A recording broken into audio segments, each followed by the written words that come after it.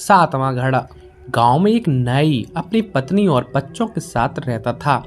नाई ईमानदार था, अपनी कमाई से संतुष्ट था, उसे किसी तरह का लालच नहीं था। नाई की पत्नी भी अपने पति की कमाई हुई आय से बड़ी कुशलता से अपनी गृहस्थी चलाती थी। कुल मिलाकर उनकी जिंदगी बड़े आराम से हंसी खुशी से गुजर रही थी। नाई अपने काम में बहुत निपुण था। एक दिन वहां के राजा ने नाई को अपने पास बुलवाया और रोज उसे महल में आकर हजामत बनाने के लिए कहा। नाई ने भी बड़ी प्रशंसा से राजा का प्रस्ताव मान लिया।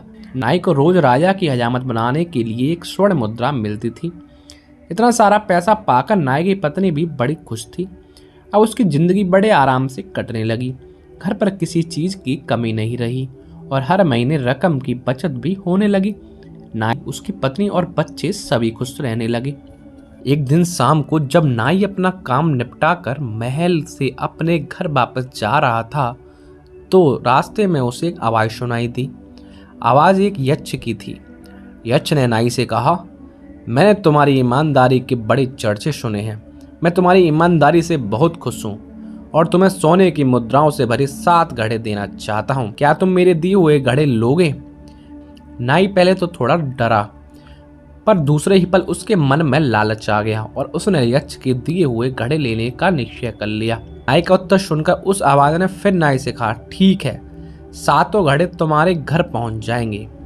नाई जब उस दिन घर पहुंचा, वाकई उसके कमरे में 7 घड़े रखे हुए थे। नाई ने तुरंत अपनी पत्नी को सारी बात बताई और दोनों ने घड़े खोलकर देखना शुरू कर दिया। उसने देखा कि 6 घड़े तो पूरे भरे हुए थे पर 7वां घड़ा आधा खाली था।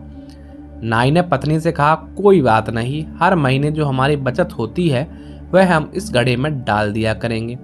जल्दी यह घड़ा भी भर जाएगा और इन 7 घड़ों के सारे हमारा बुढ़ापा आराम से कट जाएगा। अगले ही दिन नाई ने अपनी दिन भर की बचत को उस 7वें घड़े में डालना शुरू कर दिया, पर 7वें घड़े की भूख इतनी ज्यादा थी कि वह कभी भी भरने का नाम नहीं लेना था। धीरे धीरे नाई कंजूस होता गया और घड़े में ज्यादा पैसे डालने लगा क्योंकि उसे जल्दी से अपना 7वां घड़ा भरना था। नाई की कंजूसी के कारण अब घर में कमी आनी शुरू हो गई क्योंकि नाई अब पत्नी को कम पैसे देता था। पत्नी ने नाई को समझाने की कोशिश की पर नाई को बस एक ही धुन सवार थी, 7वां घड़ा भरने की। अब नाई के घर में पहले जैसा वातावरण नहीं था। उसकी पत्नी कंजूसी से तंग आकर बात बात पर अपने पति से लड़ने लगी। घर के झगड़ों से नाई परेशान और चिड़चिड़ा हो गया। एक दिन राजा ने नाई से उसकी परेशानी का कारण पूछा। नाई ने भी राजा से कह दिया कि अब महंगाई के कारण उसका खर्च बढ़ गया है। नाई की बात सुनकर राजा ने उस मेहताना बढ़ा दिया, पर राजा ने देखा कि पैसे बढ़ने से भी नाई की खुशी नहीं हुई। वह अब भी परेशान और चिड़चिड़ा रहता था। एक दिन राजा ने नाई से पूछ ही लिया, कहीं उसे यक्ष ने 7 घड़े तो नहीं दिए हैं। नाई ने राजा को 7वें घड़े के बारे में सच सच बता दिया। तब राजा ने नाई से कहा कि 7 घड़े यक्ष को वापस कर दो क्योंकि 7वां घड़ा साक्षात लोभ है, उसकी भूख कभी नहीं मिटती है। नाई को सारी बात समझ में आ गई। नाई ने उसी दिन घर लौटकर 7 घड़े यक्ष को वापस कर दिए। घड़ों के वापस जाने के बाद नाई का जीवन फिर से खुशियों से भर गया। कहानी हमें बताती है कि हमें कभी लोभ नहीं करना चाहिए। भगवान ने हम सभी को अपने अपने कर्मों के अनुसार चीजें दी हैं।